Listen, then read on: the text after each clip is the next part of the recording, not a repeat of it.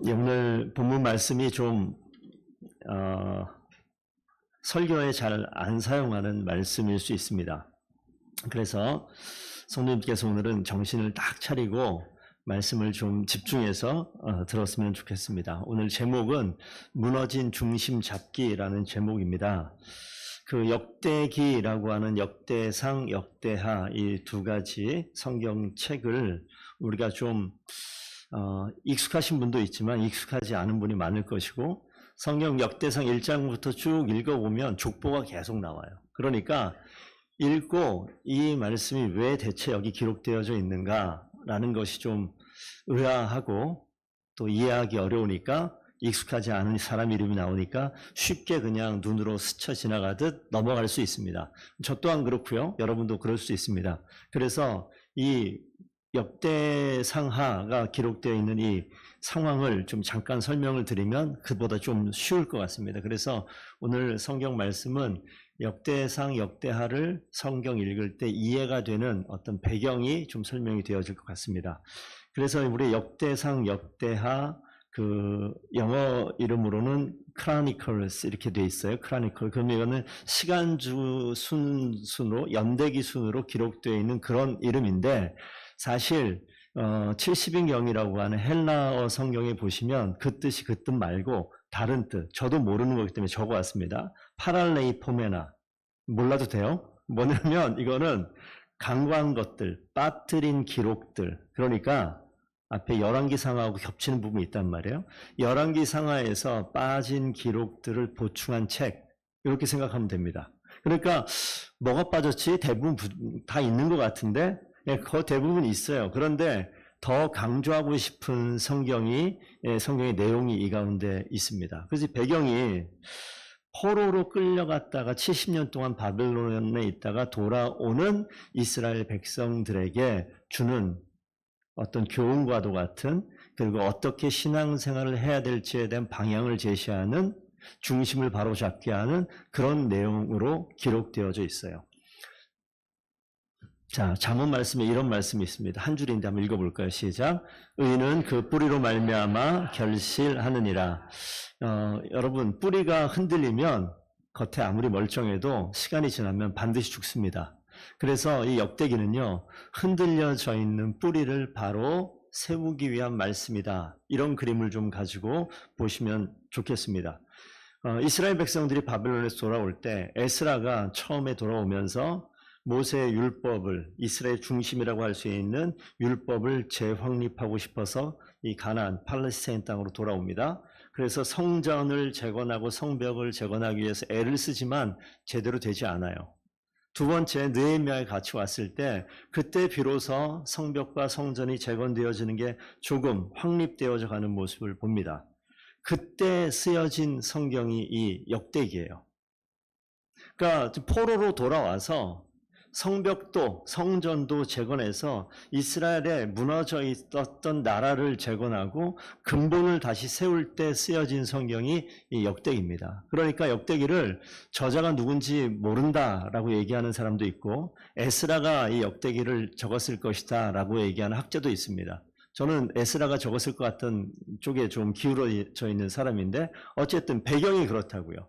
무너져 있는 나라, 망해진 나라, 그 자리에 다시 하나님께서 처음부터 무엇인가 세우고자 할 때 기록해 준 것이 이 역대기예요. 뿌리를 찾는 거죠. 민족과 여호와의 종교의 순수성을 세워나가기 위해서. 자, 우리가 집을 짓다가 집이 잘못되어지면 처음에는 잘 몰라요. 평평한 수평이 아니라 약간 기울어져 있으면 우리 탑 쌓는 거, 직소 이런 거 있잖아요. 쌓다 보면 어떻게 됩니까? 처음에 1층, 2층, 3층 약간 비뚤어져도 올라가는데 별 무리 없어요. 그런데 조금 더 가면 어떻게 되죠? 반드시 기울어져 무너집니다. 이 역대기가 이스라엘 민족이 어떻게 바로 세워져야 될 것인가, 이 이야기를 하기 위해서 적혀져 있는 기록이다. 그래서 한번 이거 볼까요? 다윗 얘기가 당연히 나오는데, 자, 그 뒤에 있는 장수는 역대기 장수입니다. 군사적으로 승리한 내용이 역대기 기록되어 있어요. 종교적인 업적, 제사장 제도를 정비한 이런 내용도 나와요. 법궤를 예루살렘으로 옮겨온 내용도 나옵니다. 하나님께서 영원한 왕권을 보장해 준 약속의 내용도 나옵니다. 성전 건축을 위해서 모든 준비한 일들이 다 나와요. 근데 열왕기 상하에 나오는데 이 역대기에 안 나오는 내용이 뭐냐면 우리 아는 내용. 밧세바 사건, 우리아를 전장에 몰아넣어서 죽인 사건, 이런 내용은 역대기에 나온다 안 나온다? 안 나와요. 좋은 내용만, 기억해야 될 것만 기록을 하고 있습니다. 뒤에 안 적어놨지만 솔로몬 내용도 나옵니다. 근데 솔로몬이 후반부에 가면 타락해요. 우상숭배예요. 역대기에 나올까요 안 나올까요? 안 나와요. 역사를 왜곡하는 것이 아니라 이들이 가장 중심으로 붙들어가야 될 것. 다윗만 보게 되면 다윗에게 있어서 다윗이 한창 주님 앞에 온전히 서 있을 때 그 중심을 기억하기 위해서 그 내용들을 뽑아서 그 기록으로 남겨놓는 거죠.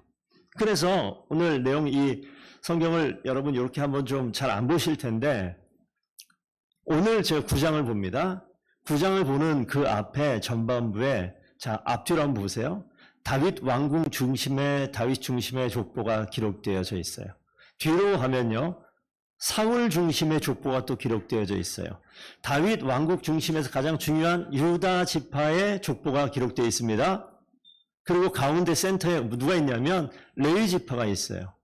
요단 동편, 반대쪽에 뭐가 있습니까? 요단 서편. 그러니까 레위 지파를 중심으로 요단 동쪽과 서쪽, 그리고 왕으로 등극되어 있는 유다와 베냐민 지파, 다윗과 사울을 양쪽에 집어넣고 맨 마지막에 사울의 기록에 대해서는 별 기록 없이 범죄하여 죽었더라라는 내용으로 마무리를 해버려요. 그냥 성경 보면 안 보이는데 지금 그래서 말씀을 드리는 겁니다.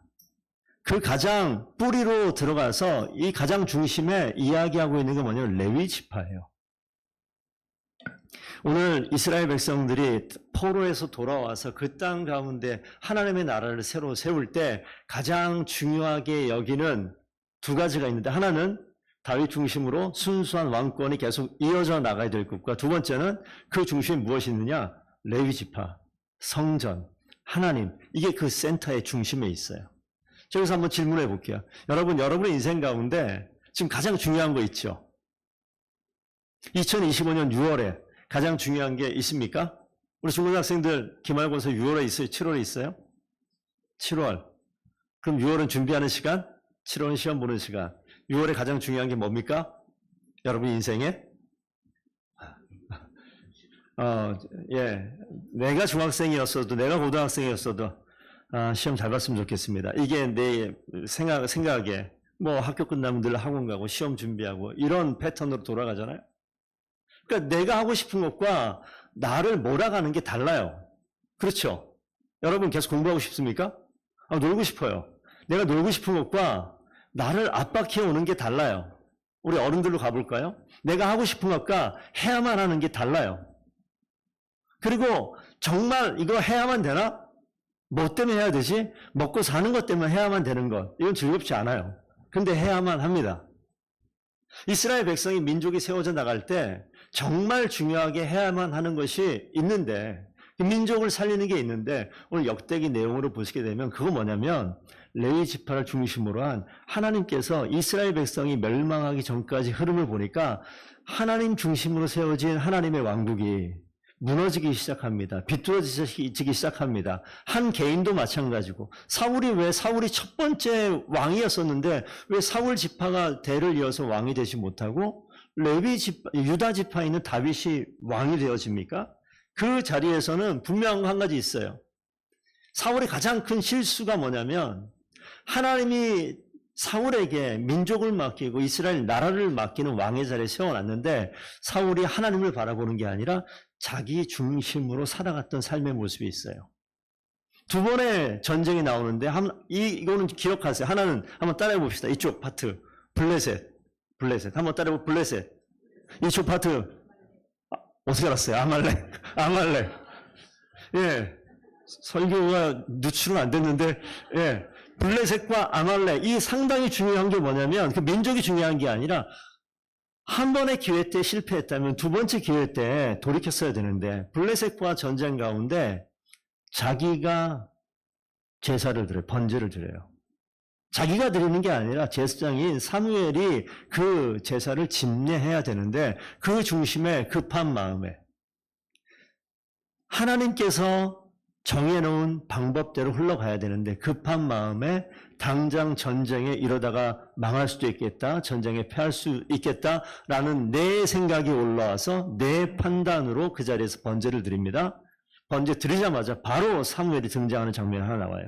또 하나 아말렉과의 전쟁 속에서 전쟁에 승리한 이후에 다 진멸하라고 했는데 자기가 생각하기에 여기 또 자기가 생각하기에 이 좋고 아름다운 것 귀한 것은 하나님께 드려야겠다. 누구 생각에? 자기 생각에. 자기 판단과 자기 생각으로 그 재물을 다 진멸하지 않고 하나님께 드리겠다고 가져왔던 그 결정이 사울로 하여금 그 인생이 멈춰지게 만드는 그 가문이 이스라엘의 왕위를 이어가는 가문이 아니라 다윗에게 왕위를 넘겨주는 사건이 되어집니다. 결정적으로 골리앗 사건 속에서 골리앗과 전투 가운데 다윗이 등극하는 일들이 벌어지죠. 그 모든 중심을 보면 하나님이 뭘 보냐? 하나님이 주신 약속의 말씀을 기억하라고 계속 이야기를 합니다. 그러는 과정 가운데 1장부터 8장 쭉 가고 오늘 읽은 본문 말씀 보면 좀 어려운 말씀이라서 여러분께서 좀 눈여겨보셔야 됩니다. 성경을 좀 펴놓으면 자, 다 망했어요. 다윗과 다윗의 왕조가 다 망해버렸고 이 모습을 한번 생각해 보셨으면 좋겠습니다. 우리가 자칫 잘못하면요 우리 인생 다 망할 수 있어요. 이런 생각을 하게 돼요. 하나님 택한 백성인데 다윗의 왕조가 왜 멸망합니까? 그 당시 팔레스타인 지역에 있는 이스라엘 유다 왕국 빼놓고 나머지 왕국들 우리가 기억나는 뭐 있습니까? 금방 얘기했던 블레셋, 아말렉 이런 모든 족속들이요 100년 이상 가는 민족이 없습니다. 오직 하나 유다 민족만 400년 이상 그 팔레스타인 땅에서 왕국을 이어가요. 그래서 하나님께서 영원히 너의 왕위가 너의 민족 너의 그 가문을 통해서 왕위가 영원하리라라는 의미는 어떻게 보면 다른 어떤 민족보다 장구한 시절 동안 통치하고 다스리는데 그 중심에 누가 있느냐? 하나님이 계셨거든요. 그런데 망하게 되는 과정 가운데 보면 이스라엘 역사, 특별히 유다 역사를 보면 그 틈틈이 계속해서 하나님이 아닌 다른 것들이 들어옵니다. 사울이 그 가문이 끝이 났던 것처럼 이스라엘 민족 가운데 계속해서 우상 숭배하는 모습들이 하나님이 마음의 중심에 민족의 중심에 있는 것이 아니라 레위 지파가 제사가 그 중심에 있는 것이 아니라 하나님 아닌 다른 것들이 중심으로 계속 들어오는 모습이 나타나요. 멸망하죠. 그런데 9장 보니까 오늘 역대상 9장입니다. 그 망해버린 민족이 다시 회복돼요. 그러니까 집사님들 우리 성도님들 저를 한번 좀 보시죠. 우리가 성경을 좀 크게 한번 볼 필요가 있어요. 우리 인생이 태어나서 7, 80, 90 살다가 죽게 되어지는 딱 갇혀져 있는 인생을 삽니다. 근데 이 역사를 보시게 되면 하나님은요, 시간이 처음도 없고 마지막도 없으세요. 그런데 하나님이 이끄시는 이 역사를 보시게 되면 우리는 한순간 100년도 못 사는 인생을 살다 보니까 하나님이 우리 인생을 어떻게 이끌어갈까? 내 인생 망한 것인가? 아니요. 하나님이 이끌어가는 인생 가운데는 망하는 거 있어요. 하지만 다시 살리는 게 있어요. 또 다시 죽는 게 있어요. 또 다시 회복시키시는 게 있어요. 이 말씀은 잘 기억해야 됩니다. 내 인생 가운데 망한 것 같은 때가 있어요. 어떻게 될까요? 하나님 함께 하시면 다시 살아나요. 하나님 빠지면요 다시 망해가는 거예요. 그 자리에서 또 하나님 붙들면요 다시 살리신다고요. 그런 장구한 역사 가운데서 하나님께서 계속해서 보여주시는 사인이에요. 여러분 지금 여러분 중심이 어디 있습니까? 망해가고 있나요? 바닥을 치고 있습니까? 아니 꼭대기에 있습니까? 넘어질까 조심해야 되고요. 바닥에 있어요. 살리시는 하나님을 기대하셔야 됩니다. 그 과정 가운데 있다고요. 그런데 오늘 이 장면 9장은요. 망해버린 이스라엘 민족이 다시 살아나는 그 장면이에요. 그래서 9장 1절 보면 온 이스라엘이 그 계보대로 계수되어 이렇게 나와요. 온 이스라엘이라고 얘기하면 12지파가 나와야 되는데 여긴 12지파가 나오지 않습니다. 대표되는 지파만 언급을 합니다. 그래서 유다 지파에 다윗을 대변한 유다 지파가 나오고 이 베냐민 지파가 나오는 것은 이 사울을 대면하는 이 베냐민 지파가 나오고, 므낫세와 에브라임은 유다의 야곱의 12아들 중에서 축복받은, 장자의 축복을 받은 요셉 지파, 요셉의 두 아들 므낫세와 에브라임. 그래서 이 유다 자손, 베냐민 자손, 에브라임 자손, 므낫세 자손이라고 얘기하는 것은 이스라엘 전체를 이야기하는 것을 보면 됩니다. 그러니까 어떤 한 민족을 살리는 것이 아니라 이미 북쪽 이스라엘이 먼저 망했어요. 남쪽 유다도 망했어요. 그런데 하나님께서는 더 악하고 덜 악하고 상관없이 한꺼번에 모든 민족을 다시 살리신다고요. 왜 그렇습니까? 그 이전부터 약속하신 약속을 반드시 이루신다고요. 하나님께서 이전부터 약속하신 그 약속을 반드시 이루세요. 오늘 눈여겨보지 않으면 못 볼 오늘 역대상 말씀 부분에 있는 말씀을 좀 드리는데, 자, 9장 4절 한번 가보겠습니다. 9장 4절 가시면요, 유다의 아들 베레스의 자손 중에 우대인이 이렇게 나오죠. 암미웃도 처음 들어봤고, 오므리도 처음 들어봤고, 이므리도 처음 들어봤고, 바니도 처음 들어봤고, 다 어색한 이름이에요. 그 다음에 5절 가니까 실로 사람이라고 나오고요, 6절 가니까 세라 자손이라고 나와요. 다 어색해야 정상입니다. 이걸 다 알고 있으면 여러분 목회하셔야 됩니다. 몰라야 정상인데 한번 보세요. 자, 역대상 2장 3절 말씀 한번 좀 보겠습니다. 이쯤 되면 아시는 분도 있을 텐데 한번 읽어보겠습니다. 시작. 유다의 아들은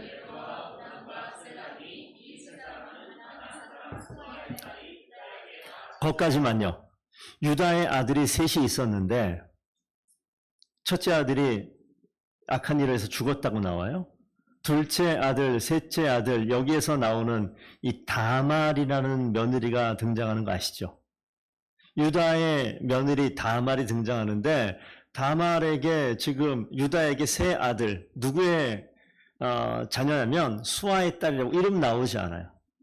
수아의 딸에게 세 자녀를 허락하셨는데, 그 세 자녀를 통해서 유다의 혈통이 이어져 가는 것이 아니라 유다의 며느리, 2장 4절에 나옵니다. 세 번째 줄로 한번 읽어볼까요? 시작.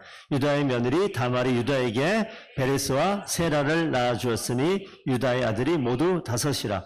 유다의 아들 5이 나오고, 사실은 그 이후에 베레스를 통해 가지고 다윗이 태어난 혈통이 쭉 기록이 되어져 있어요. 그런데 제가 오늘 이 성경 보면서 여기에서 그래서 나온 게 9장 4절에 베레스가 나오죠. 다말에서 난 아들. 그 다음에 6절 가면 세라도 나오죠. 그 다음에 실로가 누구냐? 이 실로. 여기 위에 2장 3절에 얘기한 셀라가 실로라고 이야기를 합니다. 왜 그럴만 하면 그 히브리어는요, 사실 모음이 없어요. 모음이 없이 저거 우리 또 똑같이 한번 볼까요? 실로의 자음만 앞에 뽑으면 시옷 리을. 세라의 그 다음에 저기 셀라의 모음을 뽑아도 시옷 리을. 그래서 역대기나 열왕기나 성경을 보다 보면 이름이 약간씩 다르게 기록되어져 있는 건 발음의 차이일 수도 있어요. 근데 같은 사람일 경우가 많습니다. 오늘 여기 한번 보시면 사실 이 셀라란 이름은 다윗의 족보 가운데 별로 중요한 인물처럼 등장하지 않습니다.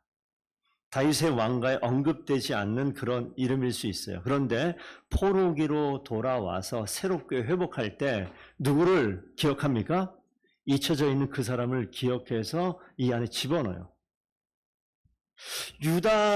이스라엘 민족 가운데 여리고 들어갔을 때 여러분 기억하십니까? 여리고 성에 있는 이방 여인 이름 라합이 있어요. 이 나오미의 며느리 룻도 이방 여인이에요. 성경에 보시면 성경의 흐름 가운데 정말 정통의 혈통을 따라서 흘러가는 그 과정 가운데 하나님께서는요, 소외되어 있는 사람, 이방 사람 꼭 기억하셔서 그 사람을 통해서 일하시는 역사를 보게 되어지는데, 오늘 새롭게 포로로 돌아와서 이스라엘 민족을 세워나가는 유다의 역사의 주체에 지금 언급시키는 이름이 이 셀라의 이름이 있는 것을 좀 기억하셨으면 좋겠습니다. 하나님은요, 잊혀지고 버려진 자도 반드시 기억하여서 하나님의 역사를 회복시키세요. 교회에서 목회하면서 또 성도들 바라보게 되면 눈에 자주 등장하고 자주 띄는 사람이 있어요. 헌신적이고 열정을 다하는 사람들이 있습니다. 그런 사람들을 통해서 하나님의 역사를 만들어 가느냐? 그러시겠죠. 그런데 그건 우리의 인간의 기준인데 하나님이 일하시는 기준에서 보시게 되면 잊혀진 것 같아요. 소외된 것 같아요. 없어진 것 같아요. 사라진 것 같아요. 그런데 하나님께서는 끝까지 기억하세요. 그리고 그 사람을 세워서 하나님께서 일하시는 장면들이 등장을 합니다. 오늘 그 이후에 제가 그 뒤에는 길어서 안 해놨지만 이 9장 이 뒤에 보면 이스라엘 민족들이 돌아왔다라고 이야기하면서 아까 5장의 레위 지파가 이 역대상 처음 족보의 중심에 있었던 것처럼 10절 이후에 한번 보시게 되면 제사장 얘기가 나오죠. 17절 가면 회막의 문지기가 나오고요. 28절 가면 역시 또 레위 사람들이 나오고요. 이렇게 해서 뒤에 족보에 오히려 누가 등장을 하냐면 다른 역할을 한 많은 사람들이 있었음에도 불구하고 여기에서 강조하고 있는 게 뭐냐면 레위인들의 사역을 강조하고 있어요. 예루살렘은 도시적인 의미도 있지만 예루살렘 그 자체에서 하나님이 임재하는 그 자리에 유일한 하나님의 은혜를 경험할 수 있는 통로가 예루살렘이라는 도시예요. 예루살렘 성전에서 일할 수 있는 유일한 사람은 레위 사람들이에요. 하나님께서 그 무너져 있는 이스라엘을 세우는 가장 중심에 누구를 세우냐면 레위 사람들을 세우고 하나님과 언약을 제사 행위를 통해서 하나님께 찬송 돌리고 봉사하고 영광을 돌리는 일들을 감당합니다.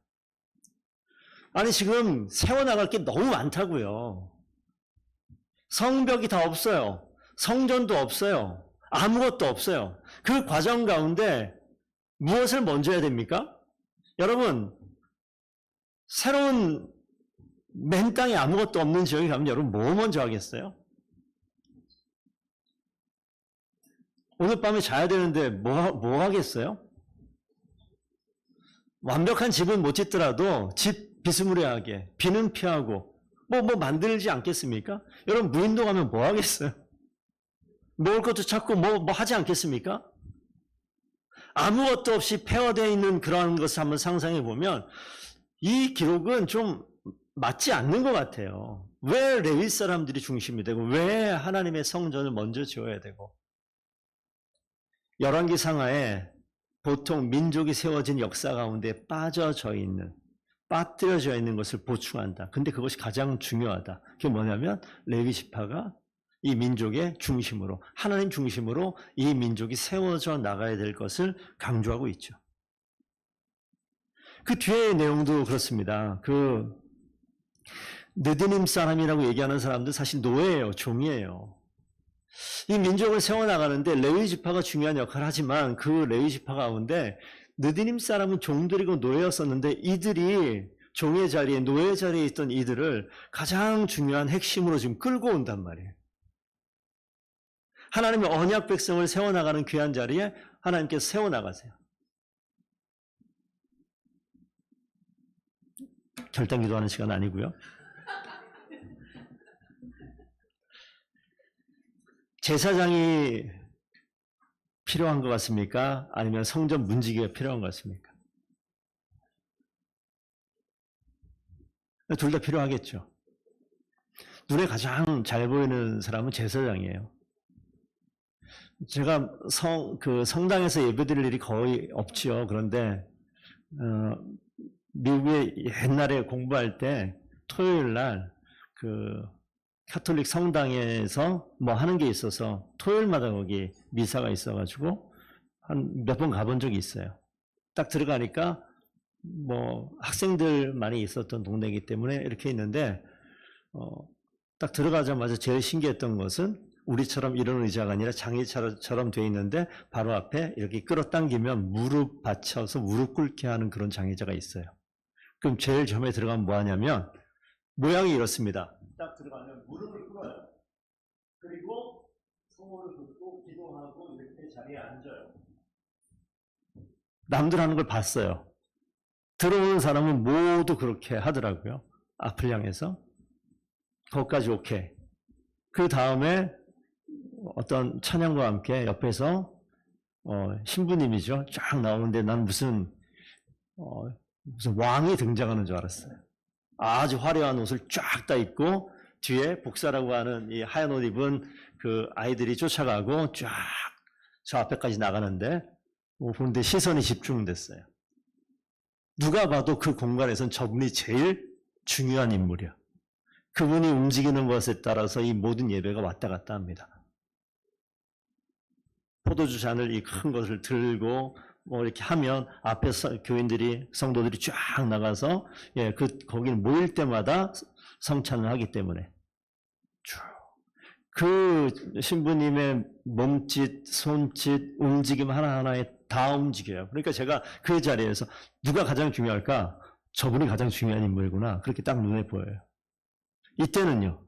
더하면 더했지 덜하지 않습니다. 누가 가장 중요해요? 제사장이 가장 중요한 것처럼 보여요. 그리고 실제 하나님께서 제사장의 역할을 맡겨주신 게 있죠. 레위 사람들에게 역할을 맡겨준 게 있다고요. 그런데 이 모든 일이 벌어지기 위해서 그분 하는 건 뭐예요? 앞으로 걸어 나가서 준비되어 있는 거 들고 집례하는 거예요. 누가 준비합니까? 다 준비되어 있어요. 다 준비되어 있어요. 제사장은, 신부는 그 앞에 나가서 준비되어 있는 것 가지고 예전만 집례하면 되는 거예요. 근데 이걸 누가 준비했냐고요? 다 준비하는 사람이 있어요. 오늘 성경 보니까 그 역할을 했던 사람들이 노예처럼 종처럼 이스라엘 민족 가운데 그 역할을 했던 사람들이 있는데 성전에서 그 일을 감당하던 사람들이 뒤에 가니까 이제 성전 문지기도 되고요. 이런 것들 준비하는 사람들이 되고요. 다 그런 일을 하는 거예요. 그런데 종이었었으나 노예였었으나 그들이 지금 성전에서 봉사하는 거룩한 무리가 되어져 갑니다. 우리 10장 9장 말씀, 9장 27절 한번 좀 보실까요? 9장 27절. 한번 같이 읽어보겠습니다. 시작. 그들은 하나님의 성전을 맡은 직분이 있으므로 성전 주위에서 밤을 지내며 아침마다 문을 여는 책임이 있는 그들에게 성전 주위에서 밤을 지내야 돼요. 그리고 아침마다 성전의 문을 여는 책임이 그들에게 있어요. 누가 합니까? 눈에 보이지 않는, 중요하지 않은 것처럼 보이지만 이들의 처음의 시작이 성전의 예배가 온전하게 되어지는 그 자리에 이들의 역할이 분명히 있어요. 33절도 한번 가볼까요? 33절, 9장 33절. 또 찬송하는 자가 있으니 곧 레위의 우두머리라. 그들은 한번 읽습니다. 골방에 거주하면서 주야로 자기 직분에 전념함으로 다른 일은 하지 아니하였더라. 여기에서 보면 이 찬송을 맡은 자들도 골방에 거주하면서 밤낮으로 자기의 직분에만 전념해요. 다른 거 섞이지 않고 이 일만 합니다. 하나님께서 이들의 역할, 헌신하고 봉사하는데 전혀 보이지 않아요. 한 걸음 앞서서 그들이 헌신하는 것 때문에 성전이 지켜지고 예배가 온전하게 준비되어지고 그 가운데 밤낮으로 24시간 찬양에만 몰두하고 골방에 있는 그렇게 섬기는 자들도 있어요. 이 내용들을 이 역대기가 세워지는 가장 중심에 레위 지파를 족보를 집어넣어 놓고 레위 지파의 역할을 다른 모든 지파의 역할 말고 이 역할을 그 중심에다 집어넣어 놨다고요. 하나님께서 이스라엘 백성 가운데 율법 주시고요. 그 법에 따라 가나안 땅에서 새로운 나라를 건설할 것을 요구하세요. 이 이야기는요. 저에게 항상 주시는 메시지가 있어요. 우리가 상황이 바뀌면 우리는 바뀐 상황에 적응하느라고 최선을 다합니다. 그러면 그 순간에 하나님의 일은 늘 하는 일이니까 뒤로 밀어놓기도 합니다. 그런데 그거 아니라고요. 어떤 상황이 바뀌더라도 하나님 앞에 온전하게 내가 헌신하고 책임을 다하는 것이 우리의 인생 가운데 중심에 있어야 되고 이스라엘 민족 가운데 중심에 그것이 사라졌기 때문에 이스라엘이 망했어요. 그래서 처음 시작하는 그 자리에 가장 중심에 무너져 있는 성전의 모든 제도를 회복하는 그 역할을 감당하는데 레위 지파들 가운데 비천해 보이고 종처럼 보였으나 하나님께서 그들을 거룩한 자리에 성전의 일을 맡은 자리로 불러일으킨다고요. 봉사하는 거룩한 무리로 세우신다고요. 우리가 지금은 좀 비천해 보이고 지금은 아무것도 아닌 것 같고 제사장에 비하면 목회자에 비하면 내가 하는 역할이 미비해 보인다고요? 아니 그렇지 않습니다. 열매를 누리기 위해서는 반드시 뿌리가 있어야 돼요. 우리가 인생 가운데 뿌리가 있어야지 이것이 줄기가 나고 줄기가 자라야지 그 다음에 뭔가 잎이 나고 그 다음에 열매가 맺어지는데 기독교 신앙을 잘못 생각하면 지름길 가서 빨리 열매를 맺으려고 하는 그런 인간적인 세속적인 욕구가 우리 가운데 있을지 몰라요. 사울이 그랬잖아요. 자기의 욕심대로 자기의 생각대로 빠른 부른 결과를 따라가기 위해서 기다리지 못합니다. 우리가 하나님께서 행하신 일들이 분명히 내 마음의 중심에 있어야 되는데 이것은요 쉽지 않아요. 계속해서 반복되어져야 되는 일이고 이것이 습관이 되어져야 되는 일입니다. 역대기는 뿌리 이야기입니다. 뿌리를 지탱하기 위해서는 거룩한 삶의 습관이 꼭 필요합니다. 역대기는 뿌리 이야기예요. 뿌리가 지탱하기 위해서는 거룩한 삶의 습관이 계속해서 반복되어야 됩니다. 근데 거룩한 삶의 습관은요, 다른 무엇이 들어오면 항상 밀려나도 되는 것처럼 느껴질 때가 너무 많아요. 이스라엘 민족이 그랬습니다. 우리도 그렇게 하고 있습니다. 어떤 일이 다가오면 하나님을 향한 거룩한 삶의 습관이 미뤄지는 일이 없습니까, 혹시? 우리가 지금 신앙생활의 거룩한 습관이라고 얘기하면 기도하는 것들, 말씀을 가까이 하는 것들, 설교를 듣는 것들, 예배에 참여하는 것들, 그것이 여러분의 거룩한 습관이 되기를 축복드립니다. 그렇지 않으면 변덕스러운 신앙생활은 우리 인생을 망쳐버립니다. 혹시 기도해야 되는데 기도는 목사님 근데 기도하고 싶은 마음이 잘 안 생겨서 안 해요. 생겨나면 하고 안 생기면 안 하는 게 아니라 이건 거룩한 습관이에요. 마음에 그 생각이 안 나도 기도하는 겁니다. 마음에 기도할 마음이 생기면 기쁨으로 하시면 돼요. 이거는 하고 말고 내 감정으로 움직이는 게 아니라고요. 즉 긍정적인 감정이 기분 좋으면 헌금을 하고 기분이 좀 꿀꿀하면 헌금 안 하고 이런 거 아니라고요. 거룩한 습관이에요. 많이 하고 적게 하고 이게 중요한 게 아니라 하나님 앞에 거룩하게 내 마음의 중심을 함께 드리는 것. 물질이 있는 곳에 마음이 있다고 주님께서 말씀하셨어요. 여러분 그 물질이 주님 앞에 전해질 때 뭐가 있습니까? 내 마음이 주님께 있다. 감정에 따라서 움직이는 것이 아니라고요. 날씨 좋으면 교회 가고 안 좋으면 집에 있습니까?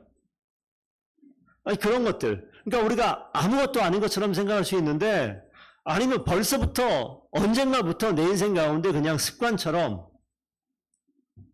근데 무슨 습관? 거룩한 습관이 우리 가운데 있어야 되는데 그게 아니라 내 마음의 편한 습관대로.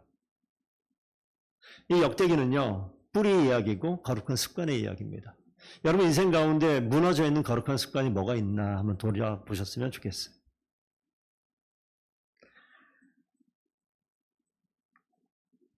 저는 오늘 아까 읽은 본문 가운데 그 성전 주위에서 밤을 지나며 아침마다 문을 여는 책임이 있었던 성전의 문지기였던 그 사람들 한번 생각해 봐요.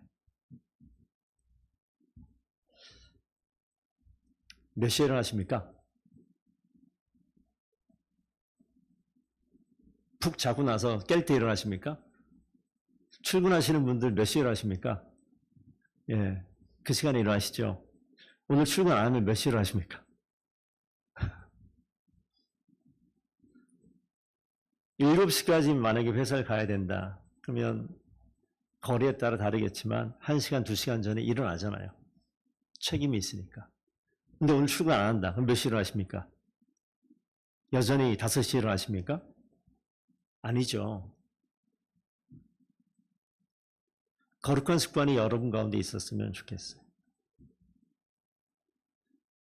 하나님께서 이 성전 문지기에 하나님 이 성전 주위에서라고 이해하는 것을 저는 은유적으로 좀 생각을 해봤어요. 여러분 인생이 어디 주위에 있느냐에 따라서 우리의 삶은 바뀌어요. 제가 은퇴할 걸 한번 생각해 봤어요. 혼자서. 은퇴하면 내가 새벽에 일어날까? 안 일어날 수도 있나? 이 말씀을 보니까 은퇴해도 일어나야지. 성전 문지기가 되는 것은 너무너무 중요한 이야기고 내 인생을 뿐만 아니라 내 주변의 인생을 더 확대하면 민족의 역사를 뒤바꾸는 일이 됩니다. 여러분이 이 성전 문지기 같은 심정을 가지고 이 땅을 사셨으면 좋겠어요.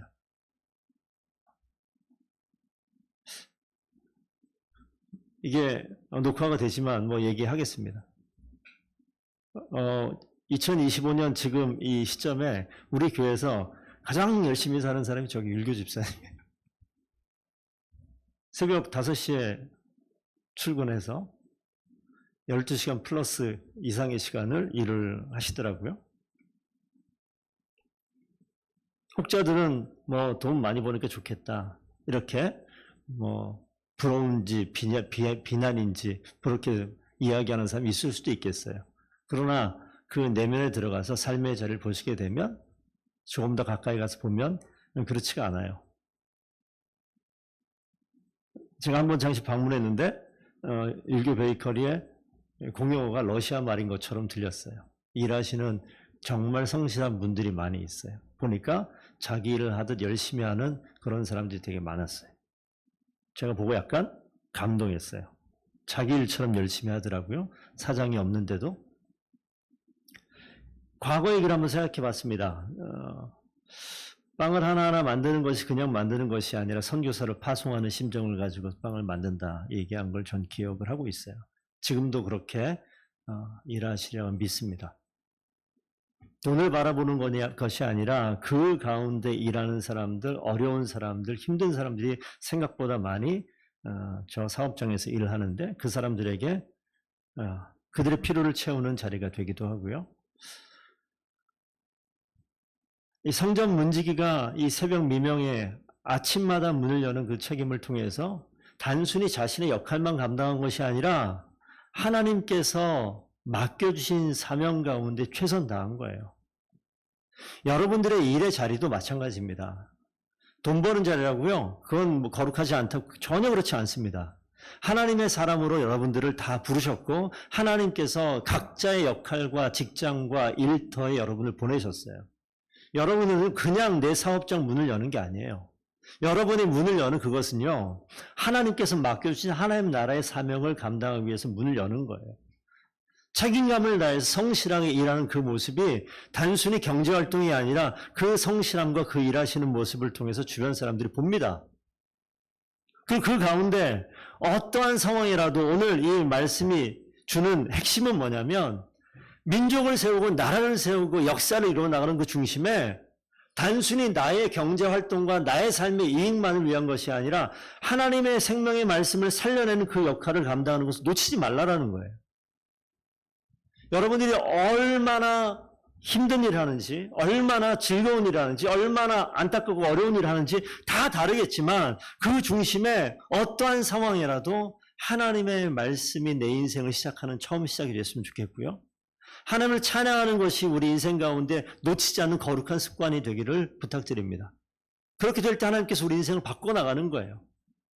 가장 중심 뿌리로 들어가면 다른 거 다 빼놔도 무엇을 통해서 살아나느냐? 오늘 계속해서 말씀하시는 거예요. 이스라엘 민족이 세워져 나가는 가장 중심에 하나님 말씀 맡은 자, 하나님 성전을 세우는 자, 우리 인생을 바꾸는 중심에 돈이 아니더라고요.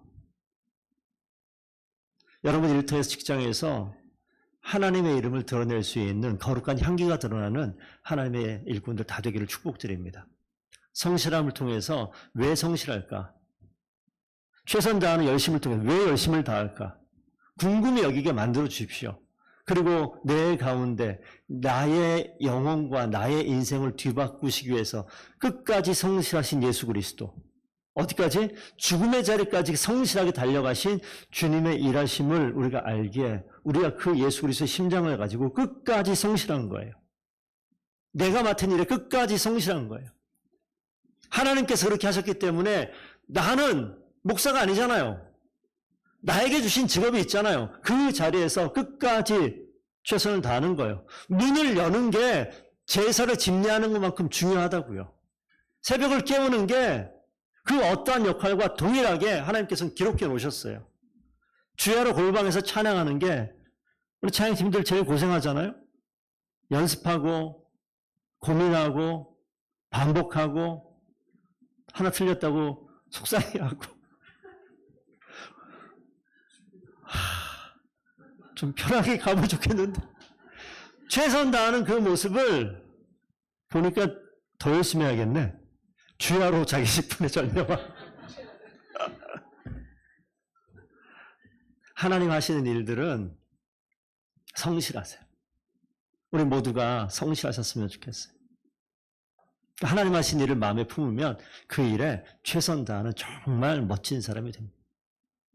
여러분 직장에서, 여러분 사업장에서, 일터에서 여러분 통해서 그 자리에 하는 역할 하나하나를 통해서 모두가 하나님이 일하시는 그 열심을 바라보고 하나님의 성실하심이 나의 성실함이 되고 하나님을 찬양하는 그 모습이 내 자리에서 흘러나가는 거예요. 그래서 모든 사람이 부러워하고 본받고 싶어하고 칭찬하고 찬양하고 칭송하고 높여주는 귀한 일꾼들이 다 되기를 부탁드립니다. 내가 아는 거 아니고요. 하나님 하시는 거예요. 하나님 붙들고 나아가는 거예요. 열심히 공부하세요. 하나님이 하셔요. 하나님이 성실하신 것처럼 열심히 하세요. 사업장에서 열심히 하십시오. 하나님께서 물질 그 이상의 것으로 우리 인생을 위로하시고 채우시고 수많은 사람들이 우리를 바라보고 가까이 나와서 우리를 높이는 놀라운 일들이 반드시 있게 될 줄로 믿습니다. 더본교회가 그렇게 무너져 있는 각각 삶의 자리에서 시작하는 더본교회 이 시작 즈음에 하나님이 원하시는 이 자리를 놓치지 아니하는, 그래서 중심을 온전히 세워서 하나님이 기쁨되는 교회와 가정과 성도들 다 되기를 축복드립니다. 기도하겠습니다. 아버지 하나님, 거룩한 습관을 따라 행함으로써 하나님께 은혜와 영광을 드러낼 수 있는 귀한 주의 일꾼들 되기를 원합니다. 하나님, 우리에게 맡겨주신 각각의 자리에서 성실하게 최선을 다하며 하나님의 향기를 드러낼 수 있는 믿는 그리스도인을 되게 하시고, 특별히 아버지 하나님, 사업장마다 일터마다 직장에서 우리에 맡겨진 일들이 있는데 하나님 삶의 예배의 자리에서 그리스도의 향기를 드러내는 귀한 주의 종들 다 되기를 소원합니다. 오늘 예배에 참석하지 못한 성도들이 있습니다. 어디에서 무엇을 하건 우리 하나님을 온전히 섬기는 것을 기억하게 하시고 삶의 자리가 더욱더 성실함으로 거룩함으로 주님 앞에 가까이 다가서는 귀한 성도들 다 될 수 있도록 주님 동일한 은혜를 부어 주시옵소서. 감사하며 예수 그리스도의 이름으로 기도드리옵나이다. 아멘.